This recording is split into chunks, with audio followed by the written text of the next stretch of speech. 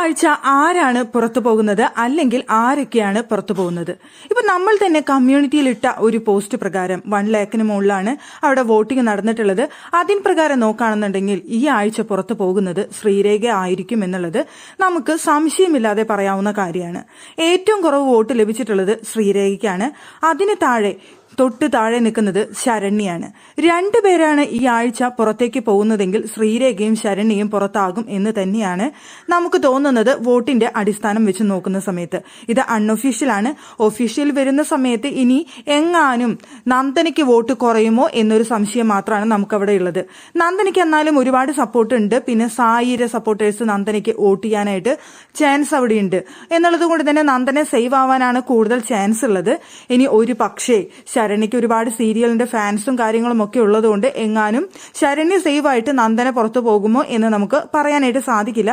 എന്നാൽ ഇപ്പോഴത്തെ ഒരു ഇതനുസരിച്ച് ഇവിടെ രണ്ടുപേരാണ് പോകുന്നതെങ്കിൽ ശ്രീരേഖയും ശരണ്യയും, ഒരാളാണ് പോകുന്നതെങ്കിൽ അത് ശ്രീരേഖ തന്നെയായിരിക്കും എന്നുള്ള കാര്യം ഷുവറാണ്. ശ്രീരേഖയ്ക്ക് ആ വീട്ടിൽ ഒരുപാട് പേര് പറയുന്ന കാര്യമാണ് അഭിനയിച്ചിട്ടാണ് അവിടെ നിലനിൽക്കുന്നത് എന്നുള്ളത്. ശ്രീരേഖ അവിടെ മൊത്തത്തിൽ അഭിനയമാണെന്ന് പ്രേക്ഷകരും പറയുന്ന ഒരു കാര്യമാണ്.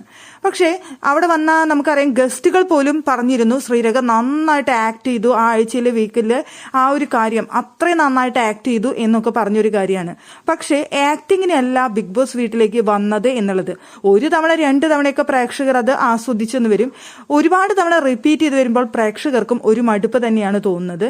ഇതെന്താ അഭിനയത്തിന് വേണ്ടിയിട്ടുള്ള കളരിയാണോ ബിഗ് ബോസ് വീട് എന്നുള്ളൊരു തോന്നലാണ് പ്രേക്ഷകർക്ക് തോന്നുന്ന ഒരു കാര്യം. അങ്ങനെ അഭിനയിച്ചുകൊണ്ട് മാത്രം അവിടെ പിടിച്ചു നിൽക്കുന്നത് പ്രേക്ഷകർക്ക് എന്തോ താല്പര്യമില്ലാത്തൊരു കാര്യമാണ്. ഒരു കണ്ടന്റ് എന്ന രീതിയിൽ നല്ലൊരു കണ്ടന്റ് തരാനായിട്ട് ശ്രീരേഖയ്ക്ക് ഇതുവരെ കഴിഞ്ഞില്ല എന്നുള്ളത് തന്നെയായിരിക്കും ശ്രീരേഖ ഈ ആഴ്ച പുറത്തു പോകാനുള്ള ഏറ്റവും വലിയ റീസൺ എന്ന് പറയുന്നത്.